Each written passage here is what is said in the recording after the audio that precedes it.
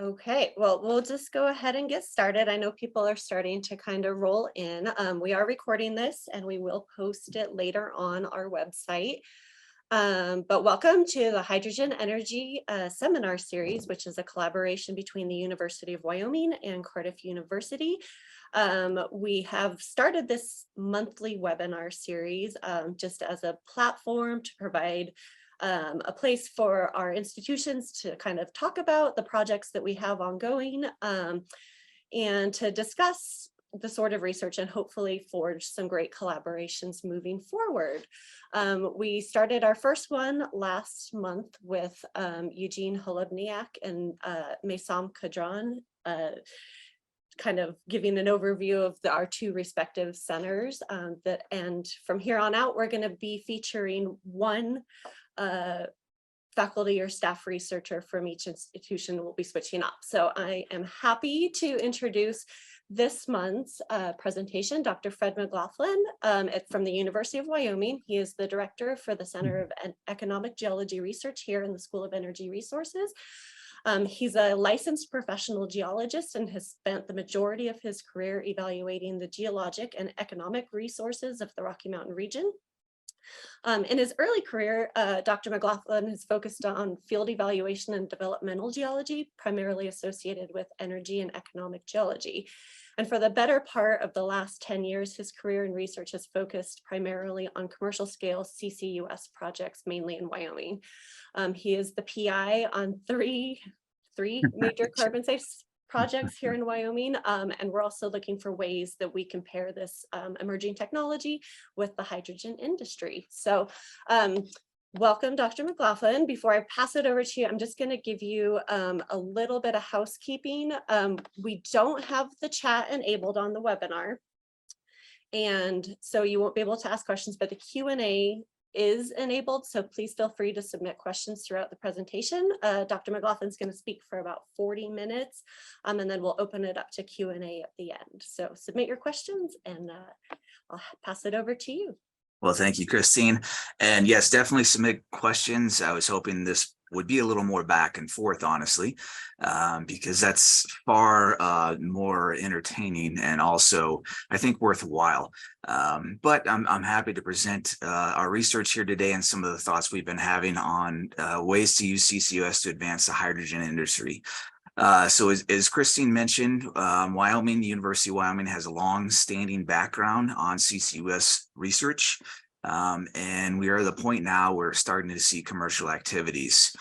So speaking with Eugene Holubniak, Scott Quillinan, Holly Krutka, some of our leadership here at the School of Energy Resources, the thought here today was to introduce this community here, this burgeoning relationship, to some of the research that the university's done, some of the background skills we have. Again, I understand we're looking for ways to collaborate. And then just at a high level, this is a really high level introduction of hydrogen, potentially storage, and merging the two industries together. I see that we have an additional moderator here, Scott Quillinan. He's our director of research. He's standing in today for Eugene Holubniak, who could not make it this morning. So Scott, happy to have you this morning, and feel free to jump in with questions and or prompts as you see fit. So been discussing this internally for a long time as we see the hydrogen industry beginning to grow. What are those storage research gaps that institutions like ours could address? And we see kind of 5 big challenges here. Those, of course, are subsurface storage, both for hydrogen and CCUS, transportation and operations, risk and safety, policy and regulatory infrastructure, and economics. And again, these are all lessons learned. These themes all come from studying CCUS for over 2 decades now. These were all high uncertainty themes that the community has been addressing for a long time now. And again, thanks to that, we're starting to see those first commercial steps in CCUS. However, we completely recognize that the hydrogen, though a lot of similarities, is very different, especially with respect to subsurface storage, transportation, and risk. So here, this whole presentation is really just how can lessons learned from CCUS be applied to hydrogen resource, and what can we do as institutions to start pinpointing those collaborations, those strengths that we might have, to start addressing some of these uncertainties? So instead of taking 2 decades for an industry to take off like CCUS, we can help commercialize it for the benefit of clean energy in a faster way. And again, I'm not going to address all these today. As Christine mentioned, I'm a geologist, so I'm going to kind of focus mostly on 1 and 3 as we go through the webinar this morning. 2 large research objectives that we've been thinking about, again, just the focus is how do we store hydrogen if we need to? How do we store it in the subsurface? And what can CCUS storage tell us to support hydrogen production? And again, just high level, I know this is supposed to be an introduction talk, so we get to know each other a little bit. Speed webinar dating 101. So I'm just going to kind of reiterate things time and time again, but that gets us all thinking at a high level. But the first thing I'd like to actually do, just in case there's those on the line that are unfamiliar, is do a high-level introduction to CCUS. So we do say you here, there is CO2 EOR in Wyoming. We've learned a lot of lessons there from that industry. So we certainly look for ways to incorporate that into our storage assessments in the research. A lot of times for carbon storage with respect to hydrogen, it would just be CCUS. So again, just start off with some acronym housekeeping, and then we'll talk about the cartoon diagram on the right. So this was adapted from Wyoming Basin Geology, and it's to help describe in a very simple way what CCUS is. CCUS is, of course, taking carbon captured at a point source and storing it in deep underground reservoirs. Different than hydrogen storage to some degree for many different aspects. I'll touch on that a little bit later. But what you're looking for are deep porous rocks containing salty water. In the United States, you have to find saline reservoirs greater than 10,000 TTS or 10,000 parts per million water. You need to find the storage capacity to make CCUS happen. And you need a series of cap rocks or sealing rocks and permeable rocks above those storage zones that can protect your injected fluids from the lowermost drinking water formations. That's one of the big permitting goals of carbon capture and storage, is to make sure that any operations you do in the field will not impact the lowermost USDWs, US drinking water formations. Again, those reservoirs that have formation fluids less than 10,000 parts per million. It is a multidisciplinary challenge. Again, you notice from those 5 themes, we have geology, engineering, environmental science, economics, business, regulation, and policy. And most important, to some degrees, education and outreach. And I won't touch on that today for hydrogen, education, outreach, and the lessons learned from CCUS. But again, I think that'd be a very neat collaboration between our 2 institutions. It's one thing that the public looks for universities to provide in an objective sense. And again, to get in front of some of these concerns that might come about from a burgeoning hydrogen industry, I think it'd be a great research topic. In the United States, at least, we have these Class 6 permits. They're part of the underground injection control policy and regulation, and a Class 6 injection permit, which is specifically for CO2 injection, is the most rigorous permit for waste disposal in the United States. It really takes a long amount of study and a lot of effort to put one together. Again, what is commercial scale for carbon capture? A medium-sized ethanol plant, which produces a pure stream of CO2, can produce anywhere from 150,000 to 300,000 metric tons of CO2 per year. A medium-sized coal plant can produce anywhere from 2.5 to 4.0 million metric tons of CO2 per year. And this is the first thing we take in consideration when we're doing CCS studies, is what are the need for storage relative to source to sink. Of course, the CCUS industry is looking at investments in hundreds of millions of dollars over the next 2 decades, probably, to hit gigaton storage goals.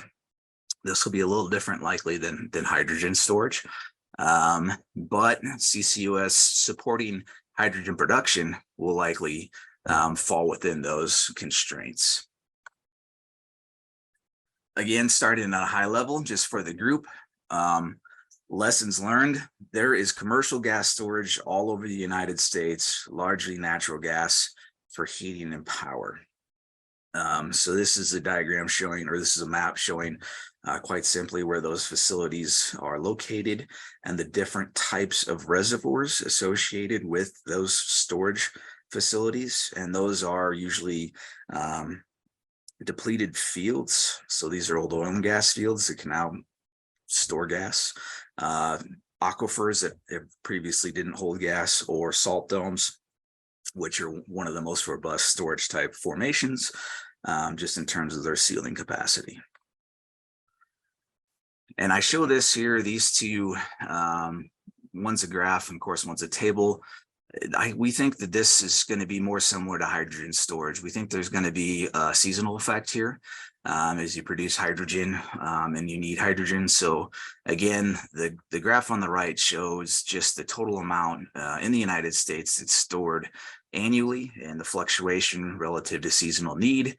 And we're talking billions of cubic feet of gas storage across the nation. So again, with respect to where we stand as a burgeoning industry with hydrogen, there's a lot of background information that we're able to lean on. Wyoming, again, back to CCUS for hydrogen, also has a robust CO2 management and transportation infrastructure. So again, part of the webinar series here is kind of getting to know each other. And I thought I'd share this. Wyoming, Texas, Louisiana are some states that have existing CO2 EOR networks in infrastructure and industry. So Wyoming's had CO2 EOR projects since the 80s. The map on the left shows different projects and fields where CO2 is being injected, and the Denbury Green Corps pipeline, which runs all the way up to North Dakota now. The table on the right shows cumulative CO2 injected. This is a 2017 graph, so you can see our biggest storage facility at Salt Creek has already injected and recycled more than 130 million metric tons of CO2. So again, Wyoming, very lucky to have long-standing field projects wherein we can actually test and determine the impacts of CO2 storage. So what are the lessons learned from CCUS and hydrogen that we can apply first? Well, when we started CCUS, we started with natural analogs, specifically reservoirs. So on the right, you see a map of the Greater Rocky Mountain region, several states, and you see two types of polygons there, one blue and one green. The green are associated largely with the Rio Grande Rift. And this was CO2 deposited by volcanic activity. The blue, you see a couple of those there as natural CO2 reservoirs. Those are typically associated with carbonate diagenesis, so deep carbonate formations, limestone and dollostones that undergo thermogenic degradation. So this is where we started, at least at the University of Wyoming. A lot of the CCUS industry, we started looking at natural accumulations of CO2 and how those processes change the rocks themselves and the cap rocks. Now, hydrogen reservoirs, there are natural analogs, but they're typically sourced a lot differently than CCUS or natural CO2 reservoirs. You can have either mantle gas migration, so deep-seated faults that allow for fluids to move up and overlie in sedimentary reservoirs, or you can have serpentinization, mafic rock diagenesis. So you can have really basic rocks reacting with water, and then hydrogen can be produced during those reactions. And again, that can be trapped in place or move into a place where it can be stored. So we'd like to first propose one of the CCUS to hydrogen lesson transfer is to identify and study natural analogs. And in Wyoming's case, we'd likely target deep line faults. So here's an example from a cross-section from the Black Hills. So on the right, you see a balanced cross-section, and you see several deep-seated faults that go down into the Precambrian basement. That's captured by the thick red or pinkish formation here. And again, then you have overlying sediments. And what we'd like to point out here, and this does happen in several places in Wyoming, including at the Mox Arch and Shoe Creek, which is Wyoming's largest natural CO2 accumulation, is you have these deep-seated faults that actually cut through the Precambrian, but they don't go all the way to surface. So you can see both of these faults die out prior to going to surface, and this allows for the transfer of materials from the deep mantle source, which is probably going to be the largest volume to some degree, as far as we understand in the geologic sense in this neck of the woods, hydrogen sources that we could study. Now, there are instances we know in Wyoming, specifically in the Rocky Mountain West, of associated hydrogen accumulations in some of these formations associated with these type of geologic structures. But to date, they haven't been studied specifically for hydrogen themselves. There's other structures in the mid-continent and other places where they've done more detailed work on hydrogen accumulations. But again, the part of this is sharing some of our knowledge with you and some of our backyard resources, so to speak. In discussions with the Hydrogen Energy Research Center, these would be one of the targets we'd like to do some more work on to understand the potential for hydrogen accumulation and its impact on the geology itself. And again, these are some of the research gap opportunities we'd like to point out. And we've broken this into two different topics. One, reservoirs themselves, that which holds the hydrogen specifically, and then sealing rocks. And again, this is exactly how CCUS methodology rolled out as well.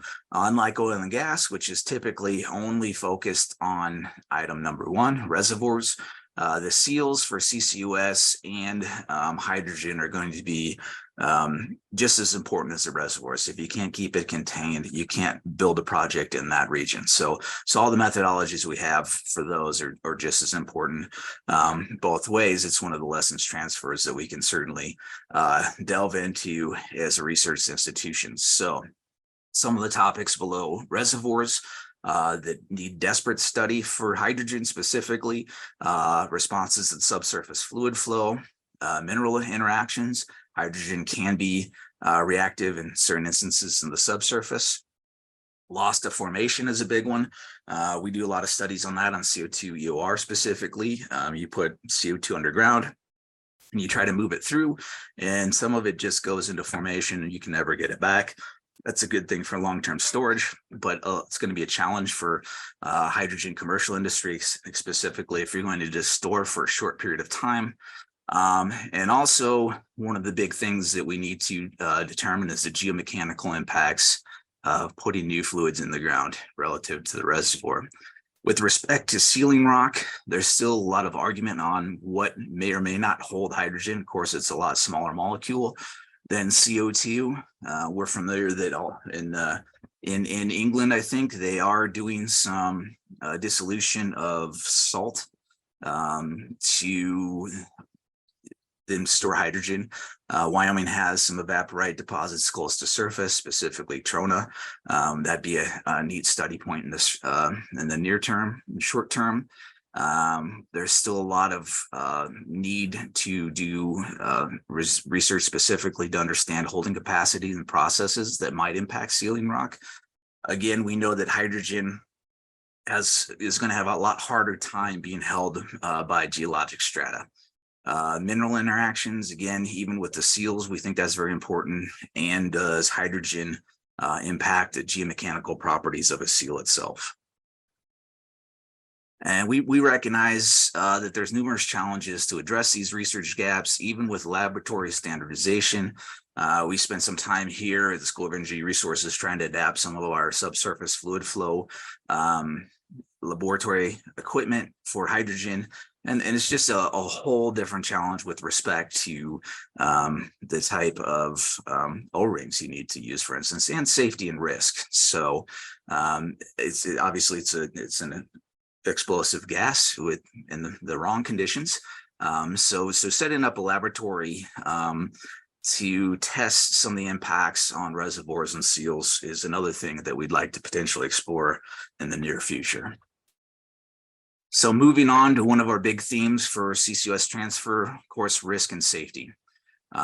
We can certainly adapt lessons from CO2 risk assessment methodology to hydrogen storage for the betterment of the industry. On the right there, it's a great picture of a fault cross-cutting coal seam at a coal mine in southwest Wyoming. And these could act as potential fluid pathways for hydrogen. So some of the things that we really can adapt from the CCUS industry to hydrogen include how we study fault and fractures, how we study incompetent seals, compartmentalization within a reservoir itself, which could contain or limit the amount of hydrogen you may be able to store, seismicity, both natural and induced. Of course, that's one of the biggest challenges with CCUS, reactivity, pressure buildup in reservoirs and management responses thereof. And last but not least, anthropogenic. So again, just share some learnings on Wyoming. Some of our biggest concerns for CCUS is that anthropogenic component of risk. And I'll get to that in a second. One of the things that we think will be very important for hydrogen is that groundwater aquifer characterization and baseline assessment. So has to be done to get a Class 6 permit. But hydrogen is going to be a little bit different. So CCUS, CO2, we typically store at deeper depths, or we want to store below 3,000 feet, give or take, to hit supercritical CO2 and get the appropriate volume responses to optimize pore space. Hydrogen won't have those limitations. You can store hydrogen at shallower depths if need be. Likely the volumes will be smaller if we're talking about commercial storage. So we think that the risk and safety assessment of the potential impacts to groundwaters will be directly applicable and very important. And more important, the fact that the CCUS regulations are already in place, we think that might expedite the potential for hydrogen commercialization. But going back to the anthropogenic concern, in Wyoming specifically, of course, Wyoming's a petroliferous state. We produce hydrocarbons out of all of our basins. And because of it, we have legacy wellbores in every single place that we might look to do both CCS and hydrogen storage. So the methodologies that we've developed through the years, the CCUS community, for determining risk and monitoring these anthropogenic impacts, again, are directly applicable. And it's one of the primary lessons learned, we think, to help facilitate hydrogen operations.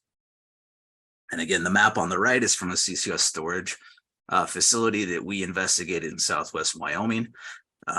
You can see different radius there. Those are it's about a 40-mile evaluation zone that we looked at that was far bigger than the commercial injection that was proposed to take place. But again, this is a due diligence thing, and risk necessitates due diligence. So moving on, again, part of these webinar series are to try to help facilitate knowledge between the different institutions. And one of those things that we'd like to share some of our major CCS projects. So one of our longest standing and most commercialized project is number one, the Wyoming Carbon Save project at Dry Fork Station. That has drilled several wells to date. We've collected over 600 feet of core. We've done a full risk assessment. We've got a monitoring strategy in place. We've done outreach, policy, education, and operations. There is a concurrent project that is looking at CO2 capture as well, which we hope to merge together with to finalize a full commercial industry there. Again, all of those lessons learned, all that data, all the methodology is available for us to share between institutions to help identify and address hydrogen research gaps. One of our other projects is number two, the Rock Springs Uplift CCUS Hub. And again, that was a whole different set of reservoirs, much deeper, a whole different set of seals. So geology being analogous, we have many different opportunities to use existing research projects, field case studies to advance our hydrogen knowledge. The one I'd like to point out, though, is number 4, and I kind of had to edit this map on the fly. There should be actually number 4 and 5. Wyoming has 2 funded hydrogen projects. One is called Project Blue Bison. It's led by Tallgrass Energy Partners. It's looking at blue hydrogen and CCUS at a proposed ATR site in the southern Powder River Basin. And the other is the Williams Hydrogen Project. It's looking at potentially green hydrogen in Southwest Wyoming. Both of these are led by HERC at the School of Energy Resources. Both of these projects have been going on for several years now, and both of them have several different objectives. For instance, the one at the Blue Hydrogen Project, of course, was looking for the potential to store CO2 while concurrently producing hydrogen. The Williams Project was looking for the potential to build green hydrogen resources in Southwest Wyoming, which is a desert. It's one of the driest places in Wyoming. So these two research projects have really advanced our understanding to date of how a commercial industry might advance. And again, those are things we'd be happy to share with our partners in Cardiff. So that's my hydrogen lesson transfer number 3. CCS facilitates the hydrogen industry. So Wyoming specifically, we've done a lot of work on blue hydrogen, and I'm assuming the color schemes for our hydrogen are the same as your color schemes, but it's absolutely relying on CCS. So one of the interesting things we like to point out is these early blue hydrogen projects, or other hydrogen, blue and green, are being led or sponsored by midstream companies. So those existing transportation, gas transportation industries are really focused on trying to figure out how to incorporate hydrogen into their source stream. And they've relied a lot on universities to some degree to help meet some of those research challenges. And they chose Wyoming due to favorable CCUS conditions. So the expertise that we've built up over the last 2 decades, the knowledge of geology that CCS is being able to advance, the policy framework that's already in place for CCUS, they think that'll be an advantage for hydrogen. And again, there's been a lot of work on CCUS economics and infrastructure that is specifically adaptable to the hydrogen industry. So that's instead of a lesson transfer, that's a successful lesson transfer we'd like to point out. So the CCUS studies in Wyoming are directly stimulating the hydrogen industry, and this industry now is very commercially focused. So even though we know there's a lot of research gaps to date, some of the projects and industry coming into Wyoming want to have commercial hydrogen projects in place at an expedited timescale relative to CCUS. So we need to take all these CCUS lessons learned and methodologies and make them available to the hydrogen industry in order to meet these aggressive timelines. Now, Christine, I know I was supposed to speak for 45 minutes, but those were really just my introductions to the topic today, and I was hoping to have a little more time for conversation or questions as needed. So I'd like to open up to the audience to share any questions, thoughts, concerns, opportunities, as well as my fellow moderator here, or my moderators, both Christine and Scott. Feel free to jump in and help guide a discussion. Great, thank you, Fred. That was really great introduction. You're on mute, Scott, yeah. We do have the Q&A chat function opened. Just as a reminder, no one else can jump on with their video, but please submit questions and we'll field those to Fred here. I'll go ahead and start off. We do have one question here. Have you modeled fugitive emission rates for potential long-term economic and environmental impacts of hydrogen storage and transportation? That's a great question. So I think the answer right now is no. There's a recent proposal that was awarded. Is going to be led by Dr. Haibo Jai at the College of Engineering in coordination with HERC to do full life cycle assessment. Apologies that Eugene's not here. He'd be able to answer that more in depth. And I assume by fugitive emissions, are you hydrogen itself or associated methane from blue hydrogen? I guess there's a lot to unpack there. Feel free to point me in the right direction. I can add a little more to that, Fred. Thank you. So we are participating in the regional hydrogen hub proposal. And a lot of the projects that are within that hub proposal, we're working really closely to develop a full life cycle assessment for their fugitive emissions. but also a full techno-economic assessment as well. Okay. So another question here, because you mentioned that you're working with a lot of midstream companies to try to advance projects in Wyoming, what have been some of the biggest challenges in terms of siting projects utilizing CCUS? So the biggest challenge still for siting projects in CCUS is largely, well, I'm a geologist, so I feel like the geology is a little easier to address, is largely on the top side. So we still need to, if you're going to advance a CCUS project, you need to still shore up your pore space access. In Wyoming, the surface owners own the pore space. And there has been surface owner leasing happening now in Wyoming over the last 2 or 3 years.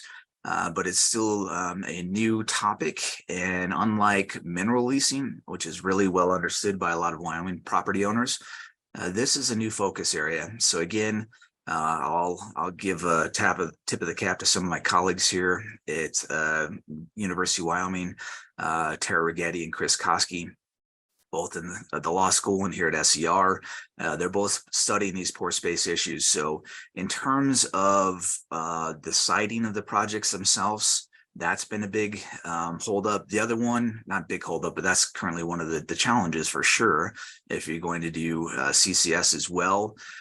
For green hydrogen, some of the studies, those are having some challenges trying to identify water sources that can help support that industry.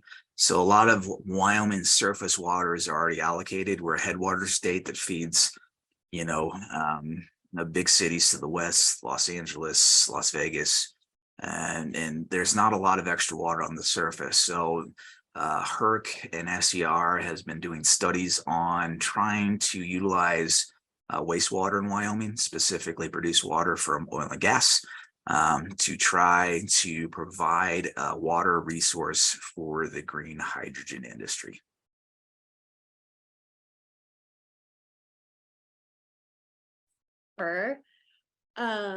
It looks like, Scott, you're answering that query on there, but do you want me to throw that out to Fred as well? Yeah, if he's answering it, Scott can answer it, but he can do it verbally, I guess. Yeah. I can talk faster than I can type. So okay, well, we'll add this follow-up question. The question about the fugitive emissions rates was most interested in hydrogen, curious about the associated methane and byproduct gases. So if you want to expand on that a little bit. Yeah, so I think we're just starting to work in this space. And so we've been looking at the GREET model from Sandia National Labs to look at the full life cycle analysis of these projects, kind of a wells to gate look. But I think it's early. I think there's a lot of space there for collaboration on all of these projects. And again, with respect to life cycle, not an expert in any way, shape, or form. But with respect to the fugitive emissions industry in Wyoming, there is one. Wyoming's been working on trying to bring down fugitive emissions for 3 decades now. Part of that was early ozone problems in some basins. But again, the school here has a well-regarded atmospheric sciences program that does a lot of work on fugitive emissions.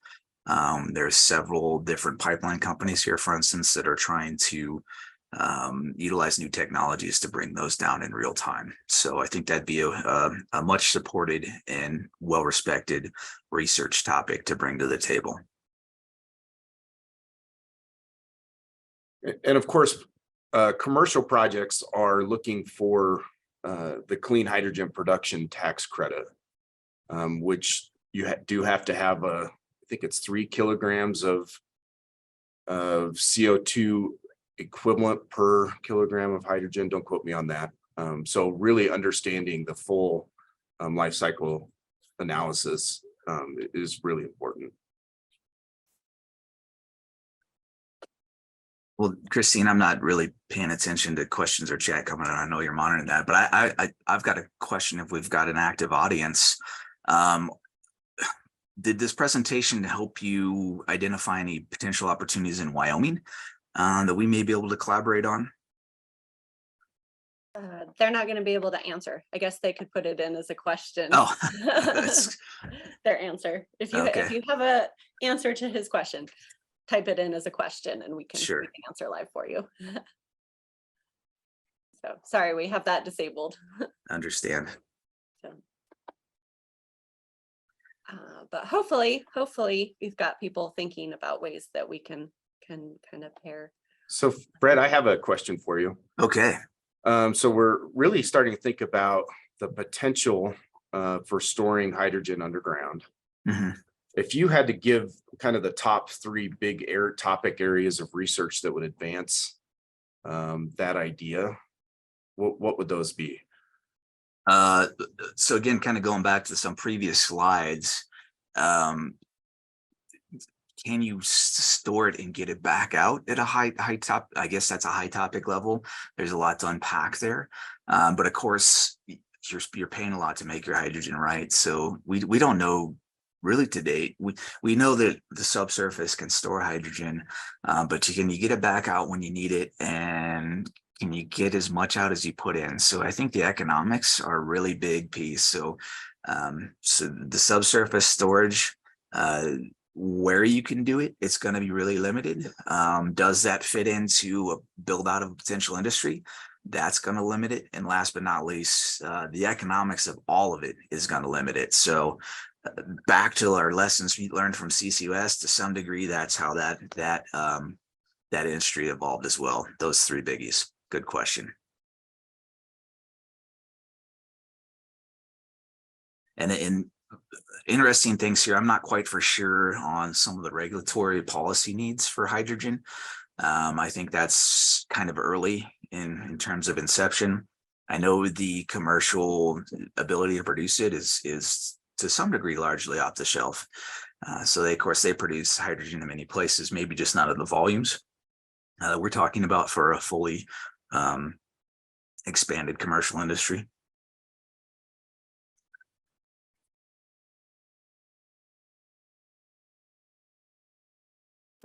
Great. Do you have any more questions, Scott?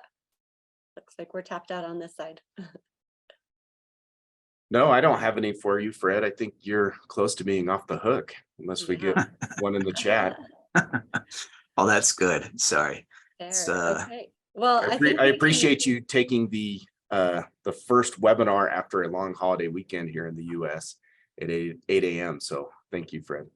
Oh, thank you guys. I will share that it is hard to look at a screen without other people and see if you're making any connections on any of these things, but I guess that's just the nature of our new way of sharing data. I will say Christine can share all of our contact information. If questions come up, please reach out at any time. We'd love to identify some kind of low-hanging fruit to start building some research collaborations between the 2 groups, and we think that'll be a lot of fun and exciting. Great. Before we sign off, it looks like we have a response to your question. Ben Stewart here says, I think the first preference research should be a comparative analysis of large scale versus small scale projects.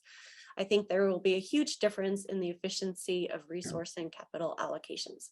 So that's a great, yeah, and that's obviously one of the strengths of the university. We can start at small scales to help reduce those uncertainties. So great point, Ben. Thank you very much. Fred, maybe you could drop your email into the chat. So if there's follow-up questions or ideas for collaboration, folks could reach out to you. Sure. Perfect. And while he does that, just as a reminder, this is being recorded. We will post it both on our School of Energy Resources YouTube channel as a continued resource. So if you missed this or you wanted to share it with somebody else or use it as a reference, it'll be available there. And then We will be hosting another presentation on Thursday, June 22nd, same time.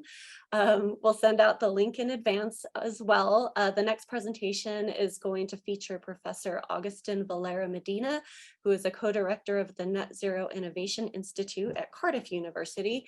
And he will be speaking about the insights of a future using green ammonia for power. So be sure to mark your calendar for Thursday, June 22nd, 8 a.m. here in the US, 3 p.m. in the UK.